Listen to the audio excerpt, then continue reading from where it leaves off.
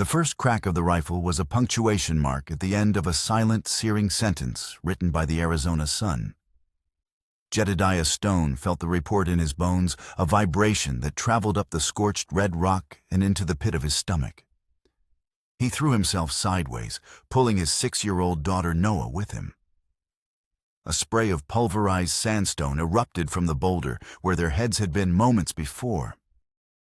"Stay down, little bird," he rasped his voice, a dry whisper against the vast, indifferent silence of the desert. Noah didn't cry. She had learned long ago that tears were a luxury, a waste of precious water. Her small body trembled against his, her wide, dark eyes fixed on him with an unnerving trust that both sustained and terrified him. She clutched a small hand-carved wooden bird in her fist, its smooth pine surface a talisman against the violence that had become their shadow. 3 riders. He'd spotted them an hour ago, dark specks shimmering in the heat haze as they crested the mesa. He had hoped the spring was a secret, a place of brief respite. But hope was a fool's currency in this territory. They were pinned down behind a cluster of monolithic rocks, the only cover for 100 yards, in any direction. The spring their reason for stopping bubbled mockingly just out of reach. Another shot rang out closer this time, whining off the rock face with a furious shriek. Jed risked a glance around the edge of the boulder. The riders had dismounted, fanning out using the sparse cover of sagebrush and smaller rocks to advance. They were professionals moving with a practiced economy that told Jed this was more than a chance encounter. This was a hunt. They know who I am. Jed thought, a cold knot tightening in his gut. He drew his Colt Peacemaker, the metal warm, against his palm. He had only 5 rounds left. Not enough for a sustained fight, but perhaps enough for a miracle. He took a steadying breath, the hot air tasting of dust and fear. He focused on the lead rider, a hulking man with a dusty beard, as he darted between 2 patches of scrub. Jed tracked him, squeezed the trigger. The Colt bucked its roar, swallowed by the immense canyon. The man grunted, stumbling back, clutching a leg. 1 down. The other 2 returned fire immediately, a coordinated barrage that chipped away at their sanctuary. A ricochet screamed past Jed's ear, and he pulled back, shielding Noah with his body. Her breath was hot against his neck. "It's okay, Daddy," she whispered, her voice impossibly small. "We'll fly away." His heart cracked. Fly away. That's what he'd always told her. When things got bad, they were just like the birds finding a new branch, a new sky.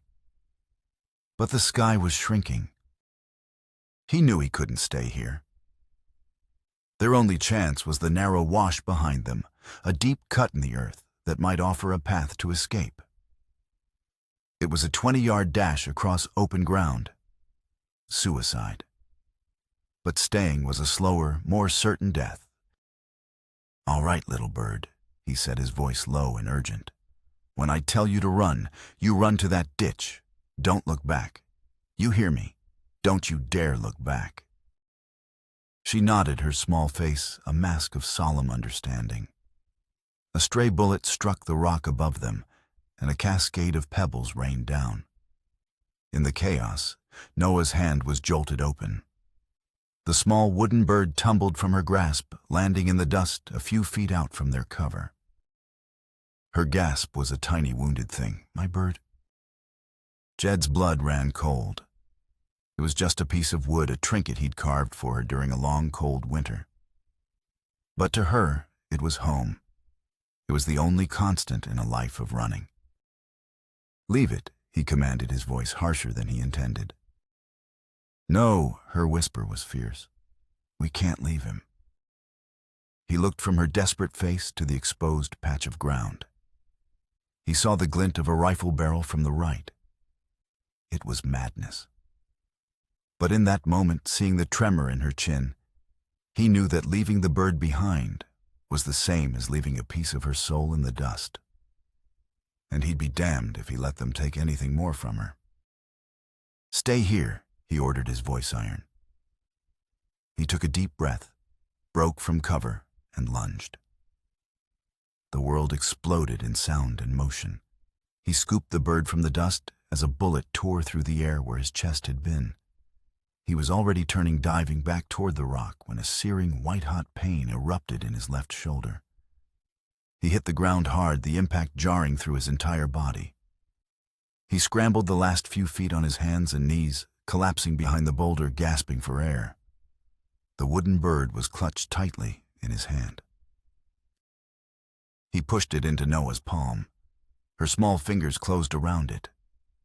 The third rider, seeing an opportunity, made a foolish charge. Jed, lying on his side, his left arm useless and on fire, raised the Colt with his right hand. He fired twice. The rider crumpled. The last man standing, the one he'd wounded in the leg, hesitated. He saw his two companions down. He saw the fury in Jed's eyes. With a curse, he hobbled back to his horse, mounted, and fled a lone figure swallowed by the shimmering heat. Silence descended, broken only by Jed's ragged breathing and the mournful whistle of the wind. He pushed himself into a sitting position, his vision swimming. Blood was already soaking through his shirt, a dark, spreading stain. "Daddy, you're bleeding," Noah said, her voice trembling for the first time. "It's just a scratch, little bird," he lied, his teeth gritted against a wave of nausea. He looked at the trail the last rider had taken, then, in the opposite direction, toward the jagged peaks to the north. They couldn't stay. Carter's men would be back, and they'd bring more than 3 next time. He struggled to his feet, pulling Noah up with his good arm. His horse was still tethered in a small alcove, miraculously unharmed. As he staggered toward it, he saw a faint, almost invisible trail leading away from the spring, a path no wider than a man's foot, winding up into the desolate canyon. It was a long shot, but it was the only one they had. Wounded and desperate, Jed followed it, a hunted man leading his daughter deeper into the unforgiving wilderness, searching for a sanctuary that might not exist. The trail was a ghost, a whisper of a path clinging to the canyon wall. For hours, Jed pushed onward, the sun, a merciless hammer on his back. The pain in his shoulder had settled into a deep, throbbing agony, and the world had begun to tilt and shimmer at the edges. Noah, perched in front of him on the saddle, was a warm, silent weight, her small hands clutching the saddle horn. Each jarring step of the horse sent a fresh wave of fire through him. He was losing too much blood. Just as the sun began to bleed across the western sky, painting the rocks in hues of blood and fire, he saw it. Tucked into a protective crook of the canyon, almost invisible against the dun-colored cliffs, was a homestead. It was a small, defiant outpost against the vastness of the Arizona territory. A sturdy-looking cabin, a small barn, and a corral, all enclosed by a simple rail fence. A thin ribbon of smoke curled from its stone chimney, a fragile signal of life, in a land that seemed dedicated to death. He urged the horse forward, the last of his strength draining away with every step. By the time he reached the gate, the world was a swirling vortex of black. He slid from the saddle, his legs buckling beneath him, and managed to lift Noah to the ground before he collapsed, his face pressed into the cool, unforgiving dust. He heard the cabin door creak open, saw the silhouette of a woman against the fading light. And then the darkness took him completely. Eleni Whitmore stood on her porch, a Winchester rifle held loosely in her hands. She had learned long ago that caution was not paranoia, it was survival. She watched the man crumple to the ground, a great wounded beast, finally succumbing. But it was the child who held her, a tiny figure, standing beside the fallen man, her face streaked with dirt, her eyes wide and dark in the twilight. The girl looked at her not with fear, but with a profound and weary stillness that did not belong on a child's face. Eleni's first instinct was to bar the door and wait for morning. Trouble, her father had always said, arrived on horseback after dusk. And this was trouble, she could feel it. A wounded man was a magnet for more violence. But the child was an anchor, pulling at a part of her heart she had thought long since fallow. With a sigh that seemed to carry the weight of her own solitude, she set the rifle down inside the door and walked out. She knelt beside the man, her fingers finding a pulse at his neck, thready but there. The back of his shirt was a stiff, dark map of dried blood. She turned to the girl. "Is he your father?" The child gave a single solemn nod. "Help me get him inside," Eleni said, her voice gentle but firm. Together, they dragged him across the threshold. The cabin was sparse but immaculate, the pale dust settling on the floorboards like a shroud. A fire crackled in the hearth, casting long dancing shadows across the room. Eleni lit a lantern, its steady glow pushing back the gloom. She cut away the man's shirt with a pair of sewing shears. The bullet had gone clean through the fleshy part of his shoulder, a blessing of sorts, but the wound was angry and swollen. As she worked cleaning it with carbolic soap and hot water, the man stirred his groan, a low rumble of agony. His eyes fluttered open, dark and unfocused, but they immediately searched for and found his daughter. "Noah," he rasped. "She's safe," Eleni said, her tone leaving no room for argument. "Now hold still." She worked with a competence born of necessity. In this isolated place, she was her own Dr. Farrier and carpenter. As she stitched the wound closed with a fine needle and silk thread, she saw the latticework of old scars that covered his back and arms, a testament to a life lived on the sharp edge of violence. He bore the pain with a stoicism that was both admirable and unsettling. When she was finished, she bandaged the wound tightly and helped him drink some water. He collapsed back onto the pallet she'd laid out, his breathing shallow. Noah crept to his side, curling up against his good arm, her hand never leaving the wooden bird. Eleni retreated to her rocking chair by the fire, with the tension in the small cabin as thick as the winter cold. The wind whistled through the canyon like a mournful spirit, a lonely sound she was used to. But tonight it felt different. It felt like a warning. The silence stretched, broken only by the crackle of the fire and the man's labored breaths. "My name is Jedediah Stone," he finally said, his voice rough. "That's Noah." "Eleni Whitmore," she replied, her gaze not leaving the flames. "You've brought trouble to my door, Mr. Stone." It was not an accusation, but a simple statement of fact. "Trouble was already with me," he said, his voice laced with a weariness that went bone deep. "I didn't mean for it to follow me here." Eleni knew she should ask more. She should ask who shot him, who was hunting him. But she also knew that the answers would bind her to his fate, and her own was already precarious enough. She was an outcast, a pariah, in the nearby town of Redemption Creek. She was the woman who had refused to sell. After her parents had died, leaving her the homestead, Silas Carter, the town's founder and its undeclared king, had made her a generous offer. Her land wasn't much, but it had one thing the rest of the valley lacked, the only reliable year-round well. When she'd politely refused content with the solitude her parents had cherished, Carter's demeanor had soured.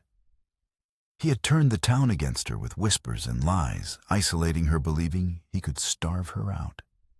Her isolation was not just a preference. It was a shield forged from defiance. Inviting a wounded fugitive behind that shield was reckless. Yet as she looked at the sleeping child and the exhausted man watching her with haunted eyes, she felt a flicker of that same defiance. Let them whisper. Let them judge. She had offered shelter. The consequences would come when they came. "One night," she said, echoing the words of a promise she had made to herself. "You can rest one night." Jedediah Stone simply nodded, his eyes closing, as exhaustion finally claimed him. Eleni sat in her chair long into the night, listening to the wind and the breathing of the strangers in her home, feeling as if she had just opened her door, not to a man and his child, but to the world she had tried so desperately to keep at bay. 2 days later, the shadow of that world arrived on a magnificent black stallion. Silas Carter rode with an easy arrogance, his tailored suit and polished boots a stark contradiction to the rugged landscape. He dismounted at Elaine's gate, his smile as bright and cold as a winter morning. He came bearing a basket of tinned goods, a gesture of neighborly concern so false it was almost comical. "Miss Whitmore." He called out, his voice smooth as oiled leather. "I was worried. Haven't seen you in town. Wanted to make sure the coyotes hadn't carried you off." Elaine met him on the porch, her face a neutral mask. "I'm fine, Mr. Carter. But I thank you for your concern." "Nonsense. We're neighbors. We have to look out for one another in these lonely parts." His eyes, the color of faded denim, scanned the homestead, missing nothing. He was a man who collected information like a miser collects gold. "Still ashamed to see you all alone out here. It's a hard life for a woman. My offer still stands, you know. More than generous. You could have a nice, comfortable life in town." "I'm quite comfortable here," Elaine said, her voice firm. Carter's smile tightened for a fraction of a second. He set the basket on the porch steps. "Of course, a woman of rare independence." His gaze drifted toward the cabin door, then down to the ground. His eyes narrowed. Elaine's heart lurched. There, half hidden in the dust by the porch steps, was a single spent shell casing brass, glinting in the sun. Jed must have dropped it when he fell. Carter's gaze flickered up to meet hers. A slow, knowing smile spread across his face, but he said nothing about it. He knew.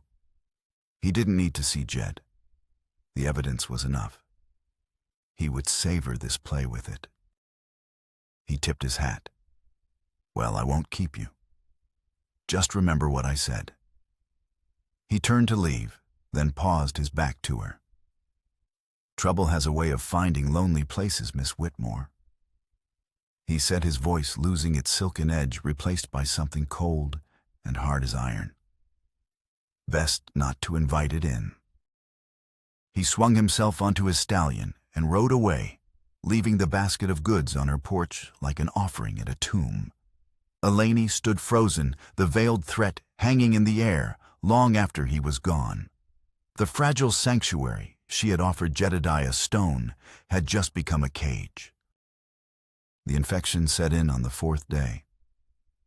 It came on not with a bang, but with a creeping chill that had nothing to do with the cool desert nights. Jed's skin grew hot and dry to the touch, and a feverish glaze filmed his eyes. The wound on his shoulder, which had seemed to be healing, was now an angry red, weeping a pale, sick fluid. Elaine knew the signs. Without laudanum to manage the pain and fight the fever, the infection would spread, poisoning his blood. And her small supply had run out. There was only one place to get more Redemption Creek. The thought of it made her stomach clench. The town was a gauntlet of whispers and hostile stares, a place she avoided unless necessity forced her hand. Now it had. She explained the situation to Jed in low tones, while Noah sat by his pallet bathing his forehead with a damp cloth. "Don't go for me," he rasped, his voice weak. "Carter knows. He'll make it hard on you." "His knowing changes nothing." Elaine replied, her jaw set. "The fever will kill you if I don't." She saddled her mare, her movements brisk and efficient. The ride into town was a journey through a landscape of memory and judgment. Every rock and cactus seemed to watch her, silent witnesses to her ostracism. As she rode down Redemption Creek's dusty main street, it was as if a switch had been thrown. Conversations on the boardwalk ceased. Men leaning against posts straightened up their eyes, following her. A woman quickly pulled her two young children inside, shutting the door with a sharp click. Eleni was a ghost at high noon, visible to all but acknowledged by none. The general store was the heart of the town, and its beat was Silas Carter. He was there, of course, leaning against the counter, holding court with a small group of ranchers. When Eleni entered, the air grew thick and still. "Well, look what the wind blew in," Carter drawled his voice, carrying through the room. "Come down from your mountain fortress, Miss Whitmore." Eleni ignored him, walking directly to the shopkeeper, a timid man named Henderson. "I need a bottle of laudanum, Mr. Henderson, and some bandages." Henderson glanced nervously at Carter, wiping his sweaty palms on his apron. "Of course, Miss Whitmore." As he turned to get the items, Carter pushed himself off the counter. "Bit of an emergency, is there? Your guest feeling poorly?" he asked, his voice dripping with mock sympathy. Eleni's blood ran cold, but she kept her face impassive. "I have a sick calf." Carter laughed, a short, ugly sound. "A calf? Is that what we're calling them now?" He stepped closer, lowering his voice so only she could hear. "Your credit is looking a little thin, Eleni. Henderson has been telling me. It would be a shame if it were to dry up completely. A long winter ahead. Hard to feed one person, let alone a whole herd of sick calves." The threat was unmistakable. He owned Henderson. He owned the store. He owned her debt. He could starve her out with a single word. She felt a wave of helpless fury wash over her. She took the supplies from Henderson, her hands trembling slightly as she signed for them in the ledger. The debt grew another link in the chain Carter was wrapping around her. She left the store without another word, the silent judgment of the townspeople following her out into the harsh sunlight. But she had one more stop to make. She tied her horse outside the small office of Dr. Miller. He was an old man with kind eyes clouded by fear, one of the few people who still offered her a quiet nod when they passed. She found him inside, reading a medical journal. He looked up, his expression immediately guarded. "Eleni," he said, his voice barely a whisper, "it's not wise for you to be seen here." "I need your help, doctor," she said, closing the door behind her. She quickly explained the situation, leaving out the details of the gunfight, but describing the wound and the fever. He listened, his face etched with conflict. "Carter," he began. "I know she cut him off, but there is a child, and the man will die without proper care." The doctor let out a long, weary sigh. He was a good man trapped in a town owned by a bad one. He went to his medical bag and pulled out a small packet of powdered herbs. "Sulfur powder," he said. "Better than anything Henderson sells. Clean the wound, then pack this into it. It should draw out the poison. But you must be careful, Eleni." He looked her directly in the eyes, his own filled with a deep sadness. "Carter owns every soul in this town one way or another. He doesn't just want your land, he wants to break your spirit. Don't let him." She took the powder, her throat tight with gratitude. "Thank you, doctor." "Just be careful," he repeated, already turning away, the conversation over. The ride back to the homestead felt different. The fear was still there, but now it was sharpened by a cold, clear anger. Carter hadn't just threatened her. He had threatened Noah. He had weaponized her compassion. As she spurred her horse onward, the setting sun at her back, Eleni made a silent vow. Silas Carter wanted to break her spirit. He would find it was forged of stronger stuff than he imagined. Under Eleni's diligent care, the fever broke. The sulfur powder worked its grim magic, and slowly the life began to return to Jedediah Stone's eyes. The days settled into a quiet rhythm, a fragile domesticity taking root in the isolated canyon. As Jed's strength returned, a bond of mutual respect, unspoken but deeply felt, began to form between him and Eleni. Their conversations were sparse, but they carried weight. She learned about him in fragments, in the way he watched Noah with a fierce protective love that softened the hard lines of his face, or in the gruff weariness that clung to him like trail dust. He learned about her in the fierce intelligence of her gaze, the quiet competence of her hands, and the unyielding set of her jaw when she looked toward Redemption Creek. He began to help with chores, his left arm still in a sling. He taught Noah how to track lizards in the sun and identify the calls of different birds. In the evenings, the three of them would sit by the fire. Eleni would read to them from an old leather-bound book of stories, her voice a low, steady comfort against the vast silence of the night. In these moments, the cabin felt less like a hideout and more like a home, and the illusion was so potent, it was almost painful. But the real world pressed in, and the suspense continued to build. Eleni began to notice things. One afternoon, while mending a tear in his saddlebag, her fingers brushed against something hard and metallic wrapped in oilcloth. She unwrapped it carefully. It was a U.S. Marshal's badge, tarnished and heavy, the symbol of a law he was now running from.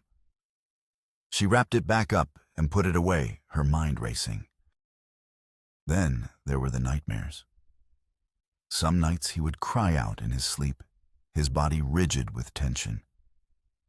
It was always the same name, a woman's name gasped like a prayer or a curse, Anna. He would awaken in a cold sweat, his eyes wild, and it would be hours before the haunted look left him. Meanwhile, Silas Carter was tightening his noose. His men were a more frequent sight, patrolling the ridges of the canyon, their presence a constant, silent threat. He began to spread rumors in town. Poison dripped into willing ears. The stranger Eleni Whitmore was harboring wasn't just some wounded drifter. He was a dangerous fugitive, a killer, and a bank robber. The story grew with each telling, twisting Jed into a monster and Eleni into his willing accomplice. Eleni knew she was running out of time. Carter was building a cage of fear and lies around them, and soon he would snap it shut.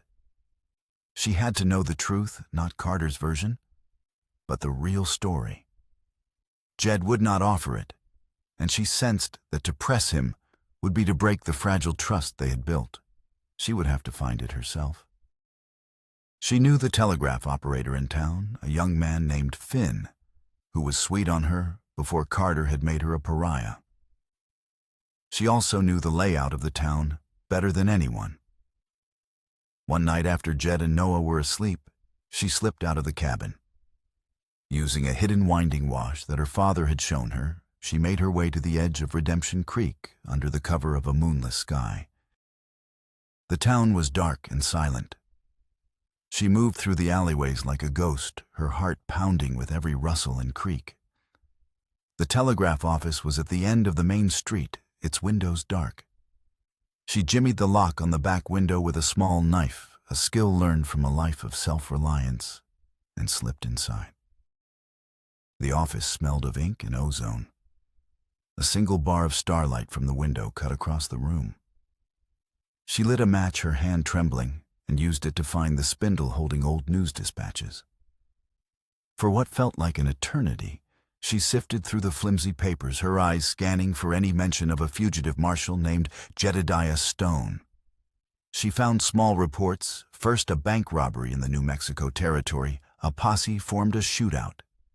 Then she found it, a detailed dispatch from the Territorial Gazette, and pinned to it a wanted poster. The drawing was a crude but unmistakable likeness of Jed. The poster named him as Jedediah Stone, wanted for robbery, and the murder of a deputy during that same bank robbery.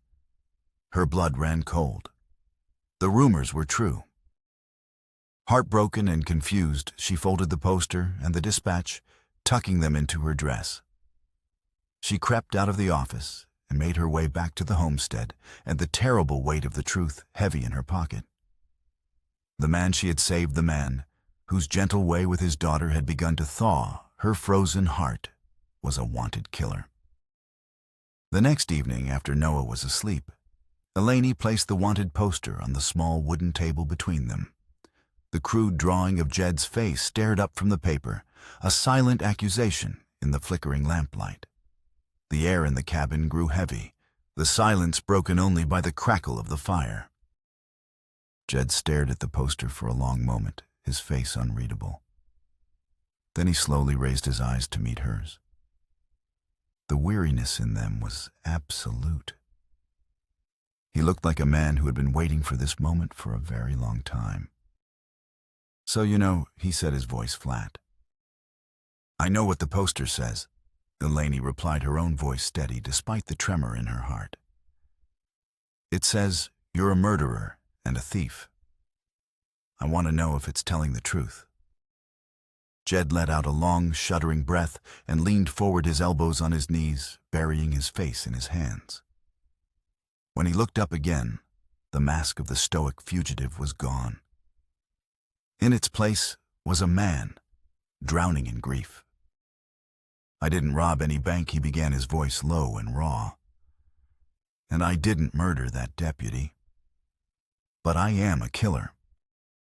He told her the story, the words pouring out of him as if a dam had finally broken. 5 years ago in the New Mexico territory, he was a U.S. Marshal, respected and good at his job. He had a wife, a life, a future. Then came the robbery. A young reckless fool named Thomas Carter tried to hold up the territorial bank. Jed led the posse that cornered him and his gang in the middle of town. It was chaos, Jed said, his gaze fixed on a past only he could see. Gunfire everywhere. People screaming, running for cover. He paused, his throat working. Thomas's older brother was there. Silas. He'd just arrived in town a week before a wealthy man from back east come to see about his wild younger sibling. And his wife was with him. Her name was Anna. He choked on the name, the same name he cried out in his nightmares. She was an innocent bystander, Jed continued, his voice cracking. She came out of a dress shop right into the line of fire. I was shooting at one of the robbers on the balcony above her. My shot went wide. He closed his eyes, the memory of fresh and searing pain. The bullet, it struck her. She died right there in the street in Silas Carter's arms. The cabin was utterly still. Eleni felt the truth of his words settle in her bones, a tragedy far deeper and more complex than a simple wanted poster could ever convey. They captured Thomas Carter. Jed said, his voice hollow. He was tried and hanged for the robbery and the death of the deputy his gang shot. But Silas didn't see it that way. In his mind, there was only one person to blame. Me. He stood over his wife's body and he looked at me, and I saw something in his eyes. A hatred so pure it was terrifying. He swore he would destroy me. And he had. Silas Carter, consumed by a venomous grief, had used his vast wealth and influence to systematically dismantle Jed's life. He paid witnesses to lie, planting evidence that implicated Jed in the very robbery he had tried to stop. He framed Jed for the murder of the deputy. The law's system Jed had dedicated his life to turned against him. His friends abandoned him. His wife, unable to live with the shame and the threats, had left him, taking their infant daughter. She died of fever a year later, leaving Jed alone with Noah. He turned his personal vendetta into a legal manhunt. Jed finished, his voice barely a whisper. For 5 years I've been running. Every time I find a place to rest, every time I start to build something, Carter finds me. He sends bounty hunters. He spreads lies. He won't stop until I'm dead or in a cage. The twist wasn't that Jed was a secret hero. It was that he was a good man, haunted by a single tragic mistake. And the villain hunting him wasn't driven by greed for land or power, but by a grief that had curdled into a monstrous, obsessive quest for revenge. Eleni looked from the haunted face of the man before her to the sleeping form of his daughter. She finally understood. The men at the spring weren't just bounty hunters. They were Carter's personal assassins. And Carter hadn't just stumbled upon them here. He had followed Jed, tracked him to her door, and was now using her and her land as the final pieces in his cruel game. She picked up the wanted poster and fed it to the fire. As the paper blackened and curled into ash, she made a decision. Her fight was no longer just about her land. It was about justice. With the truth laid bare between them, the atmosphere on the homestead shifted from one of fragile sanctuary to a fortress under siege. Silas Carter, realizing that Jed would not be easily driven out, and that Elaney would not be intimidated, abandoned all pretense of subtlety. He rode into Redemption Creek and nailed a new, larger bounty poster to the board outside the general store, $500 for Jedediah Stone, dead or alive. He held a meeting in the town saloon, his voice ringing with manufactured grief and righteous fury. He told them a twisted version of the truth, that the fugitive hiding in Elaney Whitmore's cabin was the cold-blooded murderer who had killed his beloved wife, Anna.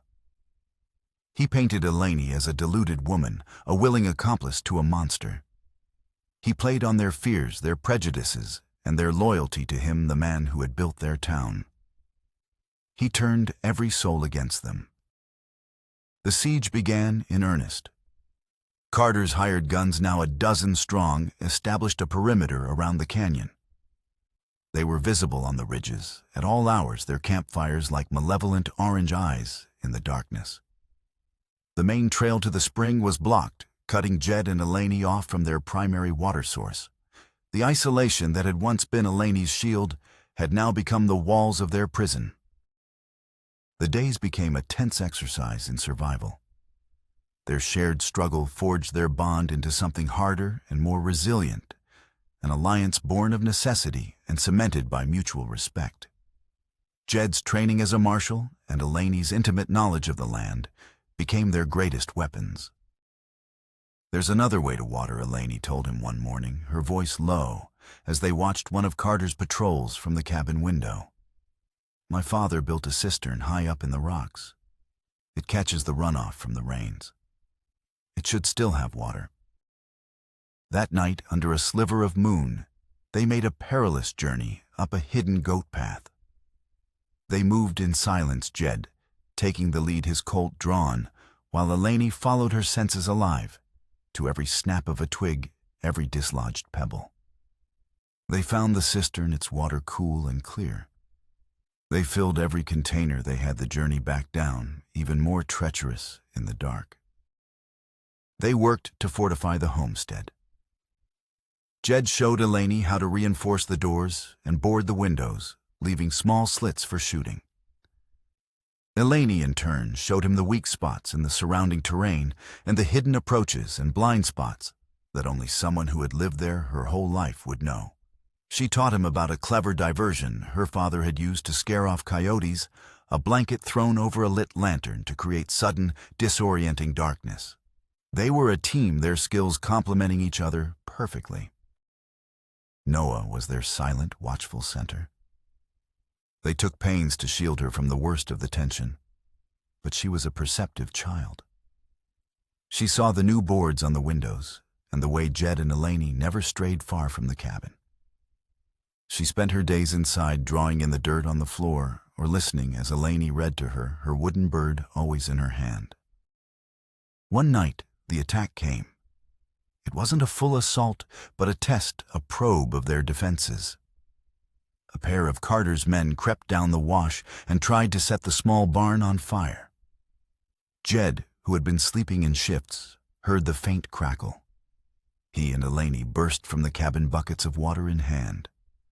A gunshot split the night as they doused the flames. Jed returned fire, driving the men back into the darkness. The barn was saved, but the message was clear: Carter could reach them whenever he wanted. As they stood in the aftermath, the smell of smoke and gunpowder hanging in the air, Elaney looked at Jed. His face was grim in the moonlight, his eyes scanning the dark ridges. In that moment, she felt no fear, only a powerful, surging certainty. They were no longer just a homesteader and a fugitive. They were partners in this fight. "He thinks he can break us," she said, her voice quiet but fierce. Jed looked at her, and for the first time, a faint, grim smile touched his lips. He's going to find out how wrong he is. Their alliance was no longer just about survival. It had become a shared promise to see justice done no matter the cost. The sky began to turn a sickly yellow on the third day of the siege. A strange, oppressive stillness fell over the canyon, the kind of quiet that precedes violence. The birds fell silent. The air grew thick and heavy, tasting of dust. "Sandstorm's coming." Eleni said, her gaze fixed on the southern horizon, where a great churning wall of brown was beginning to blot out the sky. "A bad one." Jed nodded, his eyes narrowed. "Carter will use it as cover. He'll make his move tonight." They spent the rest of the afternoon making their final preparations. They brought the horse into the sturdy barn, secured the last of the shutters, and filled every bucket and pot with water from the cistern. Inside the cabin, the light grew dim and orange. The first gust of wind hit the house like a physical blow, rattling the timbers and sending a fine silt of dust seeping through the cracks. Soon the wind was a constant deafening roar, the sand scouring the outside of the cabin, with a sound like 1,000 angry whispers. Visibility dropped to near zero. Under the cloak of this roaring chaos, the assault began. The first sign was a volley of shots muffled by the wind thudding into the cabin's northern wall.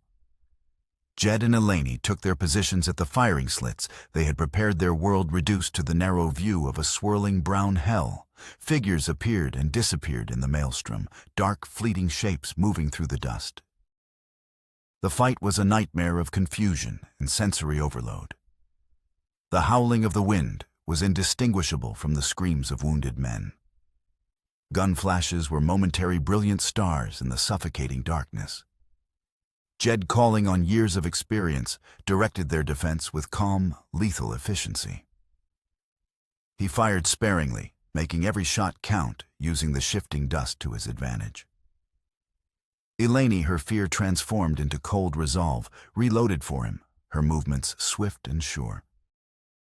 For an hour they held them back. But Carter's men were numerous, and they were relentless. A heavy log used as a battering ram slammed against the front door. The wood splintered the bar, holding it groaning in protest. At the same time, the sound of shattering glass came from the back of the cabin. "The window," Eleni cried.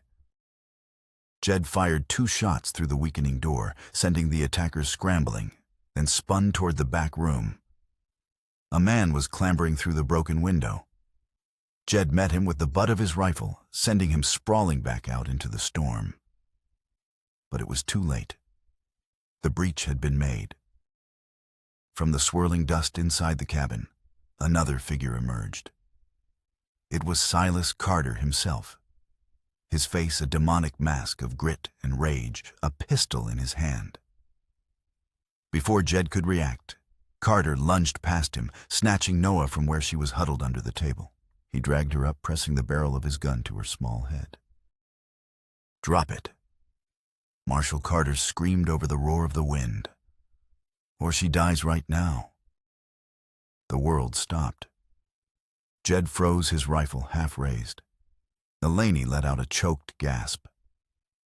They were in a standoff in the dim, swirling light of a single lantern, the dust motes dancing in its beam like frantic insects. Noah was silent, her eyes wide with terror, her small hand still clutching her wooden bird. "It's over," Carter Jed said, his voice dangerously calm. "Let her go." "It's over when I say it's over." Carter spat, his eyes wild. "It's over when you've paid for what you did. For Anna." A strange quiet settled over Jed. He lowered his rifle slowly to the floor.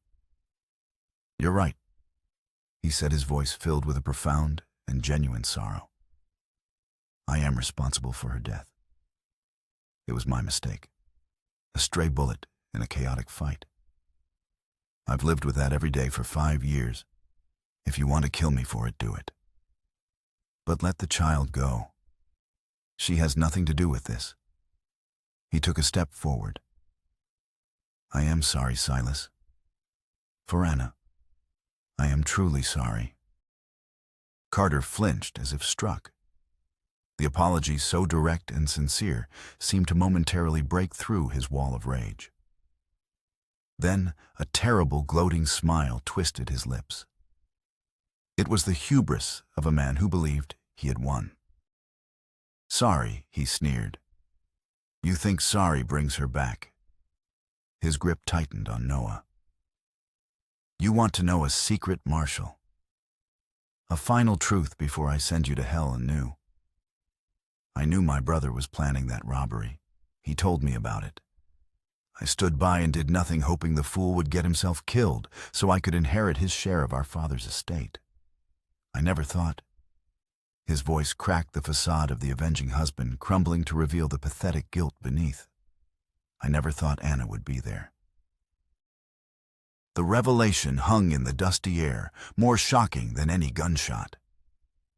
His entire 5-year vendetta had not just been about revenge for his wife's death, but a monstrous, elaborate performance to bury his own culpability, to transfer his crushing guilt onto Jed.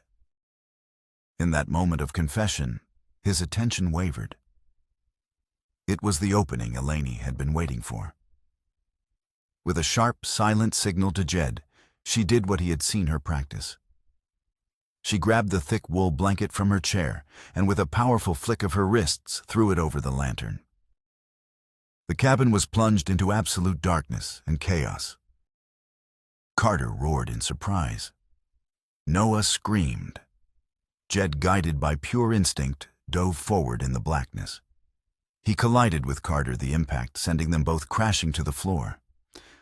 The pistol went off the flash, a momentary blinding strobe that illuminated a tangle of limbs.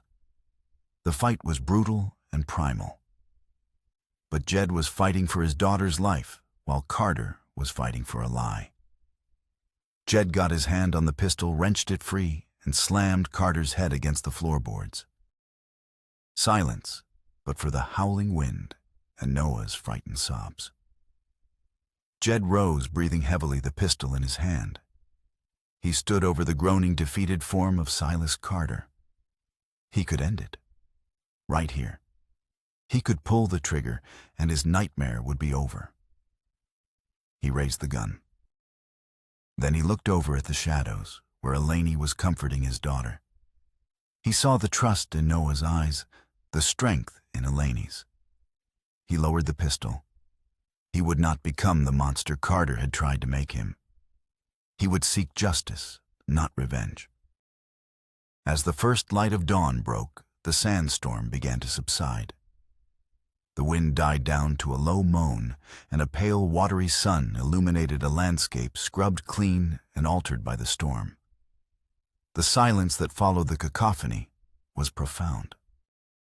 Outside the battered cabin, a small posse of men led by Redemption Creek's deputy, a man named Peters, surrounded the homestead. They found Silas Carter tied to a chair, inside his face bruised and his eyes empty. His remaining hired guns, leaderless and broken by the ferocity of the defense, had already surrendered. Deputy Peters, a man who had spent years living in Carter's shadow, looked from his disgraced patron to Jed and Eleni. He was a weak man, but not an evil one, and shame was written plainly on his face. During the climax of the fight, just as Carter was confessing his guilt, Eleni had slipped out the back window. Knowing the storm would provide cover, she had circled around to the main trail and found the deputy and his men, who had been cautiously approaching, drawn by the sounds of the battle. She had led them to a position just outside the broken window, ensuring they overheard every damning word of Carter's confession. "Heard it all," Miss Whitmore Peters said, his voice raspy with dust and regret. He turned to Carter. "Silas, you're under arrest. For conspiracy, attempted murder. For all of it." As his own men led Carter away in cuffs, a broken and pathetic figure, the town's reign of terror ended not with a bang, but with the quiet click of iron shackles. The aftermath was quiet and reflective. Eleni, her face smudged with soot, tended to the new cuts and bruises Jed had acquired in the fight. They moved around each other with a familiar, easy grace, the shared trauma having burned away any remaining distance between them. They stood together on the porch, watching the sun rise higher over the transformed canyon. The world felt new, raw, and full of possibility. Noah, wrapped in a blanket, slept soundly in the rocking chair, her wooden bird resting on her chest. There was no grand declaration of love, no passionate embrace. There didn't need to be. Jed reached out and placed his hand on Eleni's shoulder. She leaned into the touch, a silent acknowledgement of everything they had endured and everything they had become. A shared look of profound understanding, relief, and hope passed between them. Later that day, Dr. Miller rode out his face, a mixture of awe and relief. He brought fresh medical supplies and a message. The townspeople, freed from Carter's influence, were beginning to see the truth. They were ashamed, but they were also grateful. Tentative offers of help to repair the homestead had already begun. A new beginning was dawning not just for Jed, but for Eleni and for Redemption Creek itself. The fate of Silas Carter was confirmed with the testimony of the deputy, and his men. He would be sent to a federal prison, his name and influence erased from the town he had built on lies. 3 months later, spring had laid a gentle hand on the Arizona territory. The canyons, once scorched and barren, were now dotted with the vibrant colors of desert wildflowers. Redemption Creek was beginning to heal. The fear that had permeated the town like a sickness was gone, replaced by a cautious but growing sense of community. Jedediah Stone, fully exonerated by a traveling circuit judge, walked the town's main street. A new polished U.S. Marshal's badge was pinned to his chest. The town council, desperate for a man of integrity to restore order and faith, had petitioned for him to accept the position. After much thought, watching Noah play in the sun near Eleni's porch, he had accepted. His running was over. The final scene unfolded not on a dusty street or in a tense standoff, but at the homestead. The fence that Carter's men had torn down was being repaired. Jed set a new post, while Eleni held it steady, and Noah ran back and forth, bringing them nails in an old coffee can. The air was filled with the clean scent of freshly cut pine and the sounds of their easy laughter. It was a scene of quiet, simple peace. A portrait of a family. As the sun began to set, casting long golden shadows across the canyon, Jed reached into his pocket. He pulled out the small, scarred wooden bird, the one he had risked his life for at the spring. He knelt down in front of Noah. "I think your bird has found his final nest, little one," he said softly. Noah took the carving from him, her eyes shining. She didn't say a word. She ran inside the cabin, her small feet padding across the floorboards. Jed and Eleni followed her with their eyes. She stood on a small stool and carefully placed the wooden bird on the center of the stone mantelpiece right above the hearth. It sat there, a small, defiant symbol of their journey, a testament to survival, forgiveness, and the courage to build a new life from the ashes of the past. It signified that their wandering was over. They were home.